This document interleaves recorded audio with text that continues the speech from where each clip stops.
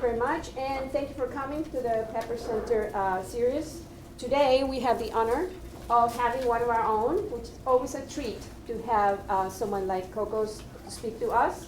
And I just have to introduce you for some people who might not know. Dr. Marquez received his PhD in sociology way back in 1976 from Louisiana State University, and you still go to his home and the colors are there. Go Tigers, you know, we're number one.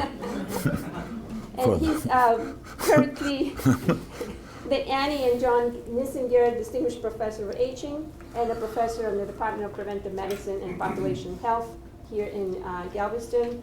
He is the editor, founder of the Journal of Aging and Health, which he founded in 1989. And he's the author of more than 400 publications, in particular those involved with Hispanic aging and health. And he's a well-recognized investigator in the country and overseas with this topic. He's currently principal investigator of the Hispanic EPIs, the Established Population of the Epidemiological Study of the Elderly. And that's what many of you have worked with this data from Mexican Americans from 5 southwestern states. He's also principal investigator, very important, of our NIA-funded Texas Resource Center, the RICMAR, for minority aging research. Dr. Martinez has been the recipient of many awards, including the 2015 Clement Hire Award from the Gerontological Society of America for his contributions to research on aging. We would like to give him an award every year here at UTMB, but thank you for coming and talking to us. Thank you for the nice introduction, yeah. Great, I think Elena asked that I give a talk because the Hispanic EPI is a long-running study of older people, just got refunded for the 6th time to conduct wave 10 of data collection. So it's been around a long time. And we're running out of subjects, to be honest with you. In many ways, I'm surprised they funded us because our numbers are really, really small. But they funded us because it's been a productive study thanks to many collaborators, students, and others who are here and elsewhere. So I'm delighted to share our plans primarily. I'll go over some background and then a couple of findings, but really focus on what we plan to do with a small number of people who are left in the study. So I don't know how to do this. Oh, you did it. I did it. I think we're all familiar with the Hispanic paradox right now. Back in '86, we recommended an epidemiological paradox.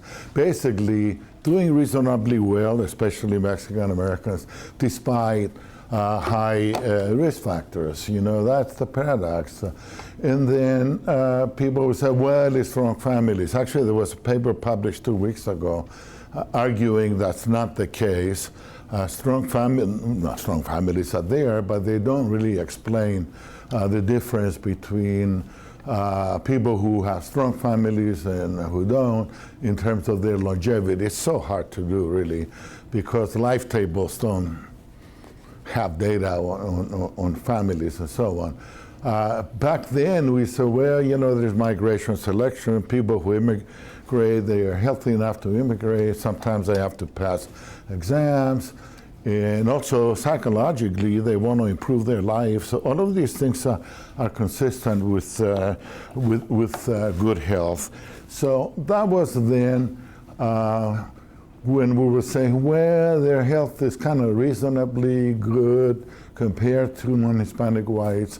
More recently, we are finding that the mortality and life expectancy of the population is 2.5 to 3 years better than the rest of the non-Hispanic whites. I'm still surprised, you know, although I believe the data and the experts who are working in this area, still surprised that there is such a difference in a lower socioeconomic status population compared to the non-Hispanic white population. So Carl Eschbach, who some of you know and remember, a collaborator, a good friend, who now lives in Hawaii, but still on our payroll, and we looked at the literature back then, and basically, we argued that there were some problems with the data. The vital statistics data have some issues of coverage. The Medicare data probably the best in looking at mortality differences and life expectancy data, but they do show still an advantage in the population. We concluded that the evidence of the advantage was there. Self-reports of health status are a different story. Self-reports of health by low-income populations, African Americans and Hispanics tend to be more pessimistic, okay? And therefore, they are suggesting that they're not doing as well, even though they object to mortality data. They are saying there was a challenge to the data by Polonian areas, basically saying that there is a salmon bias going on. People have been saying that for a long time, where when older Mexican Americans get sick, they go back to Mexico to die, or other Central Americans, and therefore, they're counted in Mexico, they're not counted here, so artificially mortality rates in the US are lower than they should be. But there was a seminal paper really by Tura and Elo using Medicare data basically, and they found that there was a salmon bias. Foreign-born Social Security beneficiaries living abroad had higher mortality rates than foreign-born beneficiaries in the United States. But the difference was really too small to explain the mortality advantage that we do have now in the population, and it seems to be actually growing. And go to that. There was actually a reverse salmon bias, so people who went to Mexico or other Central American countries to retire, they come back to the United States because they have Medicare here and their children are here. Okay, our data of older people for a long time, Hispanic Established and other studies, have shown very little movement back to Mexico. Okay, so, and Rebecca convinced me a long time ago that using the MHAS, which had extensive migration data, the Mexican Health and Aging Study. People who go back to Mexico, they tend to be 42-year-old on the average. Old people do not go back in large numbers because their children are here, okay? And because they have Medicare and so on. And this is the official life tables that were published in 2010, showing a 2.5-year advantage and really 7+ year advantage over African Americans in the population. Again, a disadvantaged population living longer. It's a paradox, okay? And we're trying to figure it out. I tell you, it's the leading theme in Hispanic health. People publish a paper every week on this topic, trying to figure out what was going on. And the bottom line is that indeed this is probably real. And but other groups have the same, and Asian Americans being disadvantaged and so on. And so it's not really just the Hispanics who have an advantage. There are other groups. Neil Mehta, who's actually going to be visiting here in 2 weeks, did a very nice paper on older people, which he found that there was a 2.4-year advantage in life expectancy for those 65 and over. And he was looking really at all immigrant groups. And you can see that immigrants born in Asia and South America had an advantage over European origin, Canadian and Australian immigrants to the United States. And the Asian seems to be doing better. So Asian immigrants, in relation to non-Hispanic whites, native born, they seem to have the highest advantage in life. Of course, they are socioeconomically more advanced group than others. Now, this is a pattern we're seeing here. We're seeing it in Australia. We're seeing it in Canada, where immigrants, after so many years, they lose the advantage. They come in healthy, right? And they come in healthy from non-Hispanic, non-advantaged groups. And the ones that are actually migrating to Australia and Canada from English-speaking countries don't do as well as the ones migrating from Asia. So anyway, immigrants come in healthy, they lose their advantage in 10, 20 years. Their children definitely lose their advantage. And why do they lose their advantage? Well, in addition to health behavior changes, which we always talk about, many immigrants in the United States lose their health advantage by a lifetime of physical labor. Most of our immigrants from disadvantaged populations, they work in services or immigrant labor and so on. And then before they get Medicare, immigrants in their middle age and younger years, they're the least insured population we have in the United States. Data from Canada and Australia, I mentioned earlier, support this argument. It's a pattern that we see in a lot of Western countries where immigrants come in healthy and then they lose their advantages. The immigrants were not selected, refugees allowed in. We have evidence in the United States from Vietnamese refugees in '75 who started coming. They were allowed, they were not voluntary immigrants who came for occupational reasons. They were refugees. So refugees are not selected, and therefore they are not advantaged. And data on Vietnamese actually now show that they don't do as well in old age as other groups do. Now, the other group that is not advantaged is children accompanying their parents. They are, again, following the family, and therefore they're not selected. And then in our data, we have found that people migrating in old age tend not to be selected because they are unifying with their families, and therefore they are not selected. And this case is more so with women who come to be with their families, with their husbands, and really more specifically with their children. We have a few cases of people living in Mexico whose children are here, who got widowed or got sick, so they come back to the United States. And now there's another small percentage of people who migrate after 60. They are healthy enough to move. And so it's two factors here that we need to think about. And we've been doing that with our data. Immigrant enclaves have a beneficial effect on Mexican Americans and other Hispanic groups in the United States. Why? Even though they don't have the resources, they have cultural resources. And we were one of the first to show, Dr. Eschbach leading our efforts, that people living in heavily Hispanic neighborhoods have benefits. They're less likely to die, they're less likely to become disabled, they're less likely to be depressed in old age, and so on.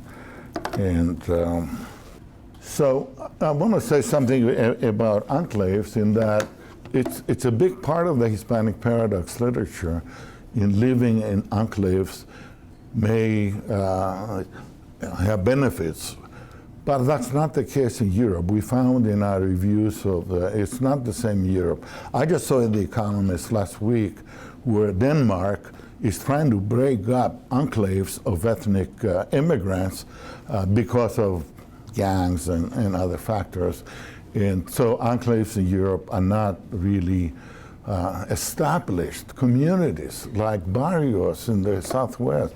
They've been here for a long time, and they're especially beneficial to immigrants more than others, and especially beneficial to older people, because older people are restricted. They're limited to living in the barrios, okay? They don't venture very far, so they tend to benefit from living in heavily Hispanic neighborhoods. A big difference between us and Europe, and kind of interesting.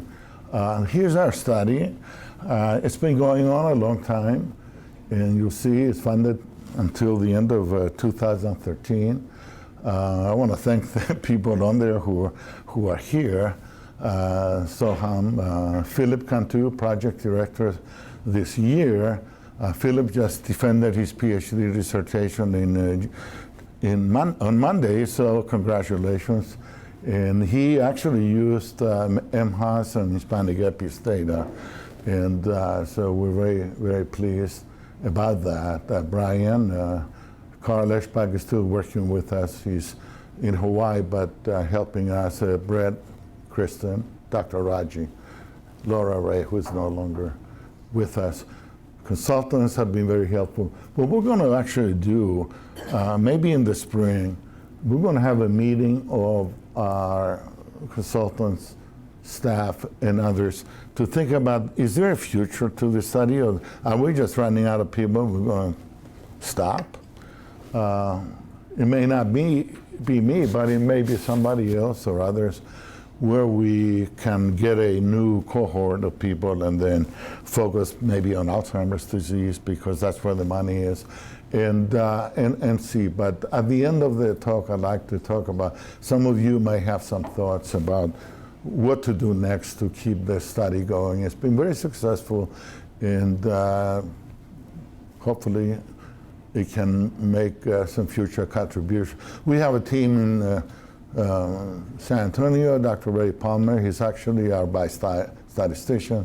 Dr. Royal is a psychiatrist with experience in dementia, and Ron and Jackie Anhill, sociologists, UT Austin. Here's kind of a history. Just concentrate on the first column, which is the total number of 3,050 people from the southwestern United States. We took an area probability sample where we selected counties and neighborhoods, census tracts, so on. We screened them, and we interviewed a bunch of people, and then we went every 2 or 3 years, and you see the numbers drop, and the number of deceased go up. And in 2004-5, we wanted to add 1,000 people. We were able to add 902, and we had a combined sample of 2,069, which is really a sizable number of people 75 and over. What we could do, well, we have more power, we can do more things, right? But because we have independent samples of people 75 and over in mid-decade versus early previous decade, we can study trends. And I will show you that our trends show that things got worse as the population was living longer. There was more diabetes and more disability and more cognitive problems, and which is counter to what is happening in the general population. So one thing I want to mention is that we began collecting data on family members, mostly family members, like caregivers. We call them informants then, because most of them were not really caregivers. They were informants. They were the people that knew the person the best, and they helped them the most based on what they told us, and therefore we began to study them, and we had 925 back in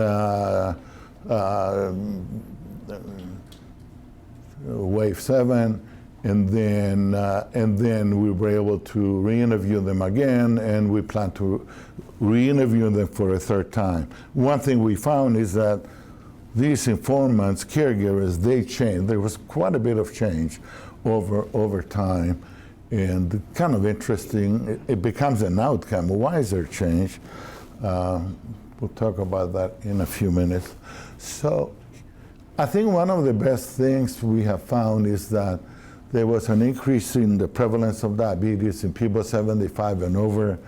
And again, this is self-reported diabetes, but the experts are saying, well, at that age, people who say they're diabetic, they really are. And so there is an increase in diabetes. Good news and bad news. Good news in that they're living longer with their diabetes.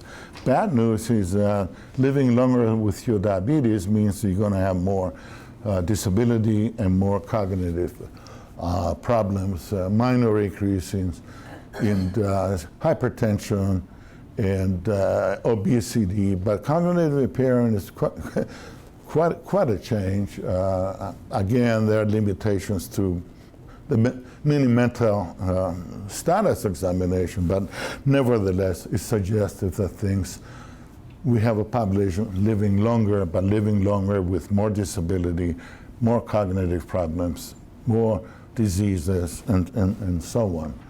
Now, one of the things we did some time ago, and we really need to do this again, what predicts people living so long? Since we've been studying these people so long, we know a lot about these people. It seems like not being diabetic, and which implies we need to do a better job in preventing the disease, not being diabetic is probably the strongest predictor of survival to very advanced years. And other things, surprisingly, current smoking in these older people is also predictive of longevity or of survival in advanced years. I was kind of surprised. I thought people who smoked at being 80, they're probably healthy enough to smoke, and therefore. But anyway, so smoking is bad at every age. It's a kind of an important finding, I think, of this. This is like a generic model of the study. We've had this for a long time, and we modified it a little bit. At some point, when we started in 93, 94, the community context was not really an important part of the literature. So we studied people, we talked to them about their health and their families, blah, blah. And that was the predictors of whether they lived or had quality of life or health in old age. About 20 years ago, I think this became really important, where we go beyond just talking to individuals and their families and look at where people live. And it makes a lot of sense, really. Where people live contributes to their health. If they live in good neighborhoods that have resources, they seem to be doing okay. In our case, they seem to be doing better if they live in heavily Hispanic ghetto or barrio areas, which is kind of interesting. Other variables, of course, are important: support systems, medical conditions, and so on. Mortality, everybody dies in the end. We're getting to the point where some of the investigators are getting close to having issues. Cognitive function is something it's becoming bigger. It's become so much bigger because of the money for Alzheimer's disease. It's become a lot bigger in the last 10 years or so. Physical function has always been in disability number one outcome variable in studies of older people, just because it's so important. Emotional function, of course, depression. I want to say one thing is that we have not modified physical function. A lot of what people are looking at is frailty, okay? And I want to acknowledge Dr. Ottenbacher and his group has been funded several years now. I think 3 different grants looking at things like frailty, and which is not the same as really disability or physical function, but it's related.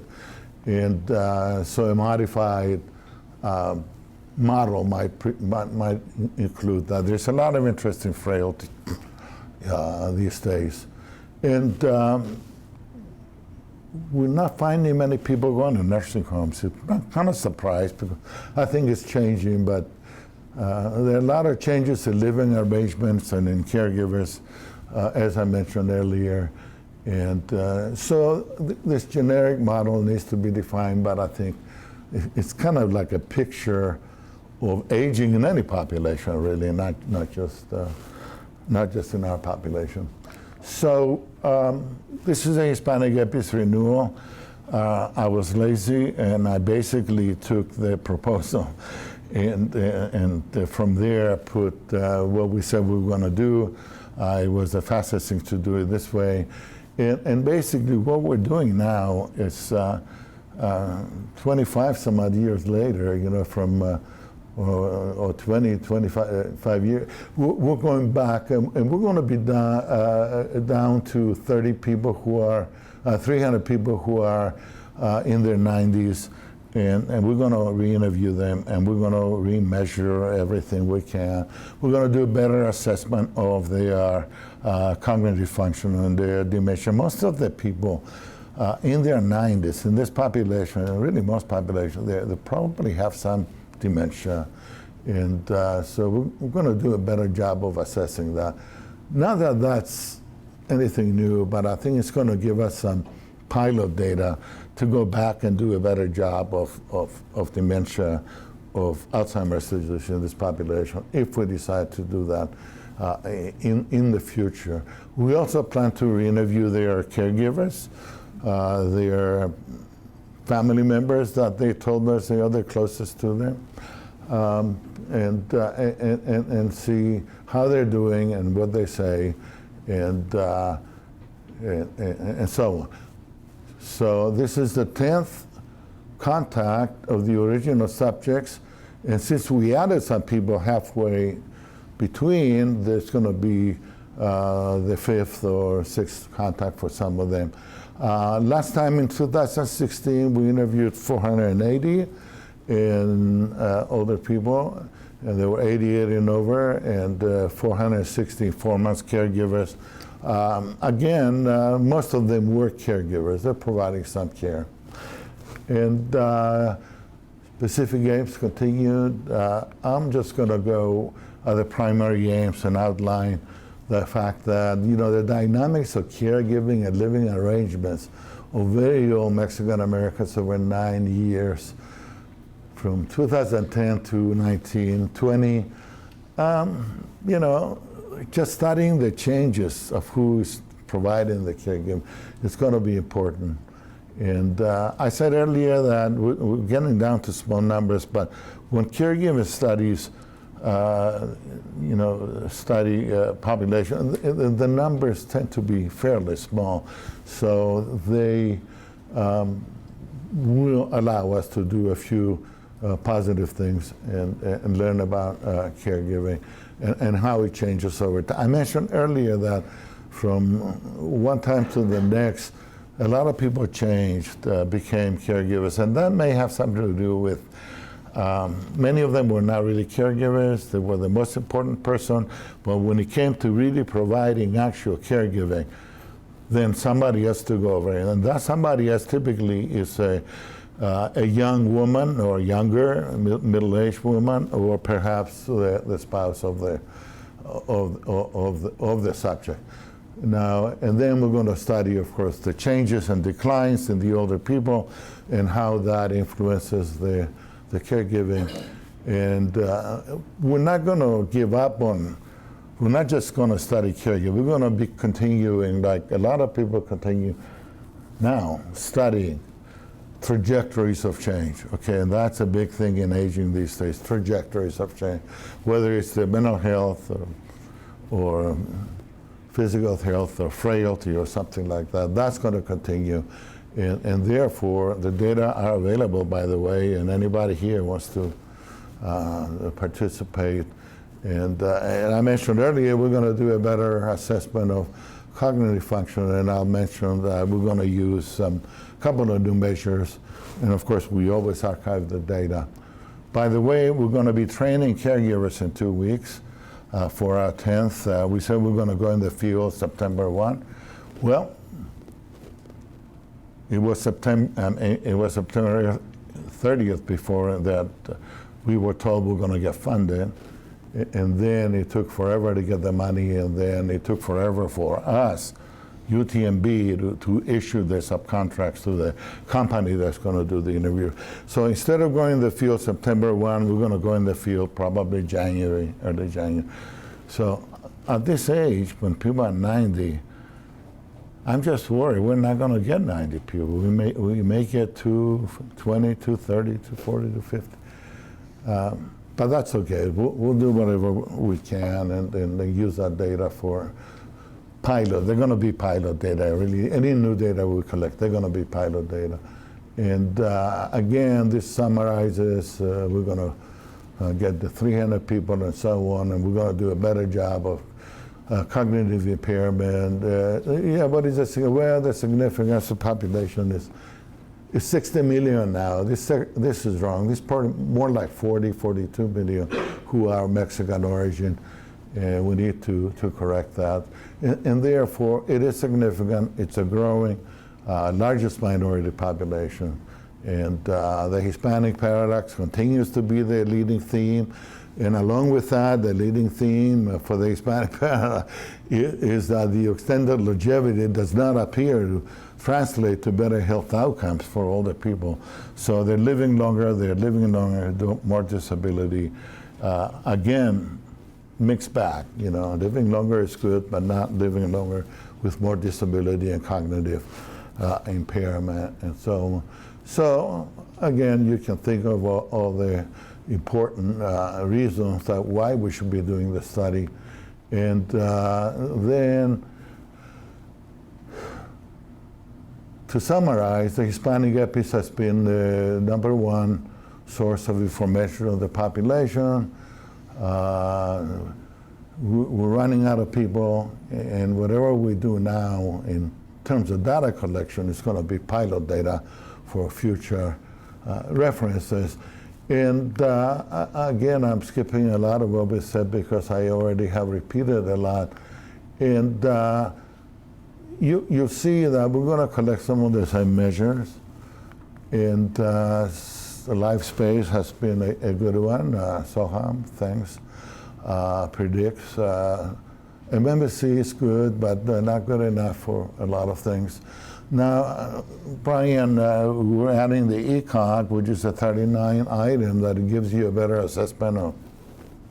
You want to talk? So it's a proxy-based measure of cognitive function where the interviewer would talk to a family member, whoever may be present for the interview, and a lot of the questions are related to how a person's cognitive function impacts their function in day-to-day life.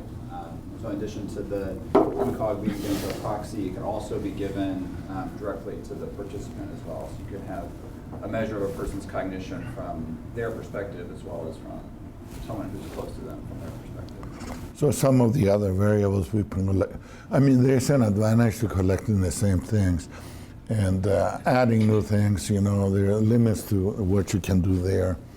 And so a lot of the support systems, and of course for the caregivers, it's another story. Let me talk a little bit about caregiving. Caregiving went out of fashion in the 80s. People quit studying caregiving because our friend Steve Zaret wrote a paper saying, do we need another paper on proving that caregiving is stressful? And all of a sudden, caregiving kind of lost. And of course, you say, well, yeah, of course we do. And then Alzheimer's comes in a big way, and money, so caregiving studies get funded like we did, of course, just because it's a new story with Alzheimer's focus on caregiving. Now, and there are issues about who does the caregiving is important as people get older. In our case, in our study, when we go back, a lot of our caregivers are going to be people in their 70s. They're going to be older people. And some of them may not be able to do continued caregiving where the third generation comes in. We think that's happening based on visiting down in the valley where we see more and more three-generational families where the niece or grandchild will move in with parents and grandparents to do the caregiving. And so that is something that is important. Who does the caregiving? Is the caregiving shared? There are cases where people kind of go from child to child. What we think is going on, even though there may be some shared caregiving, there's one person, just like in the Anglo population, based on really our data, but also based on talking to people down in the valley, that there's that one model of the caregiver continues to be the way to go. And then how long does caregiving last and so on. Now, the literature on caregiving in general, the last 5 years or so, has begun looking at the positive aspects of caregiving. We focus on the negative things like the burden and the depression and the caregiver and everything. We talked to our caregivers the last time. A lot of them are just happy to do it just because it's their obligation culturally to care of their parents, or because they really want to. They have good relations with their parents. And one thing I want to mention also in this population, what we have found with caregiving is that physical disability of the older person and even cognitive problems in the older do not seem to have really negative influences on the caregivers. And then what we are saying, yeah, you know, these familistic cultures, you know, they tolerate dependence more. Then when we use the neuropsychiatric inventory, which basically identifies psychiatric symptoms in the older person, then that seems to be taking its toll on the caregivers. So that's something to think about improving. So if I would just stop here, but also raise the issue that, hey, you know, we're running out of subjects. We've been thinking, what do we do next? I mean, the most logical one is we add new subjects. You know, is this easy to do? I don't know that NIA or the other agencies want to fund these big studies anymore. But if you apply as a continuation of a successful study, then you may have an easier time. So we can get a new sample and do more focus on caregiving. We can study trends over time in, let's say, 30 years in the well-being of our subjects, their longevity and influences of their longevity on their health and the health of their family and caregivers. So I will start here and then have some questions. Yes? Let me come closer, I can't hear very well. From what you were saying, it seems there's still some uncertainty surrounding the Hispanic paradox as to why they still have this longevity based on these psychosocial and clinical factors. Has like genetics kind of been brought to this question? Yes, there is Stephen Horvath from, I guess he's at UCLA now, and a group of geneticists have been studying this.